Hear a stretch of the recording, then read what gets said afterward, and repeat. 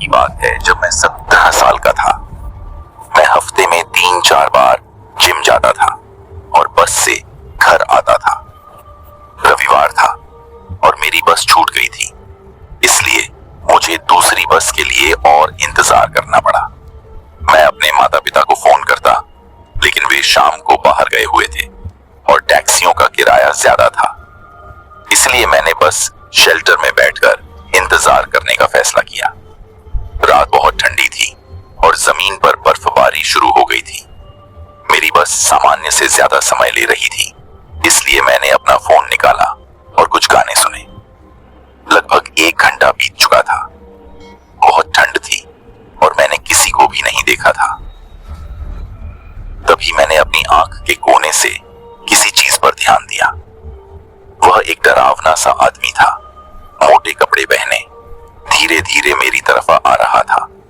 मुझे पता था कि उसे घूरने से और भी ध्यान आकर्षित होगा, इसलिए मैंने बस अपने फोन पर ध्यान केंद्रित किया।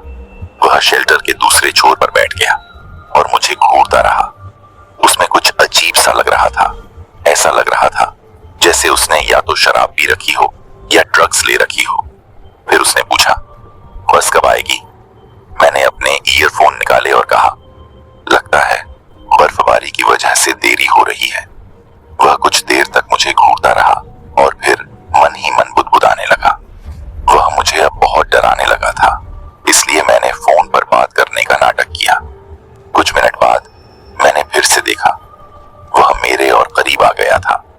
मैंने एक पल के लिए नजरें फेर लीं, फिर उसके और भी पास आने की आवाज सुनी।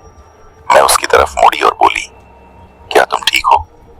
उसने मुझे चमकती आंखों से देखा, अपना हाथ उठाया और मेरी तरफ झुक गया। जैसे ही वह जमीन पर गिरा, मैंने तुरंत अपना बैग उठाया और भाग गई। मैं सड़क पर भागती रही, पूरी कोशिश कर रही थी कि पीछे मुड़कर न देखूं। मैं तब तक चलती रही जब तक मैं अगले बस स्टॉप पर नहीं पहुंच गई। मैंने मुड़कर देखा कि वह वहां है या नहीं। वह जा चुका था, इसलिए मैं बैठ गई। राहत महसूस करते हुए मैंने शीशे के पीछे अपना सिर टिकाया और बस का इंतजार करने लगी। खट खट खट। मैं चौंकी और पलटी तो देखा कि वही आदमी शीशे के पार मुझे घूर रहा था।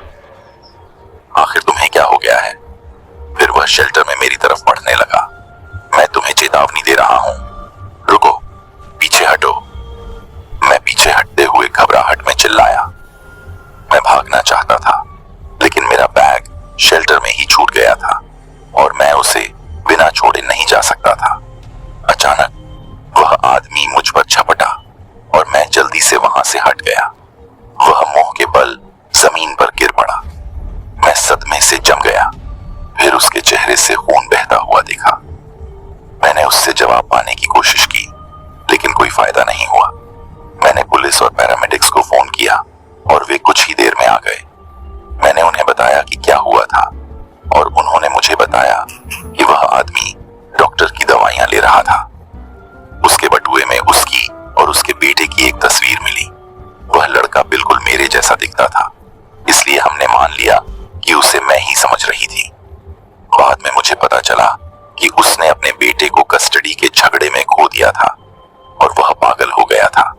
उसे इलाज के लिए ले जाया गया था और उसके बाद मैंने उसे आखिरी बार देखा था।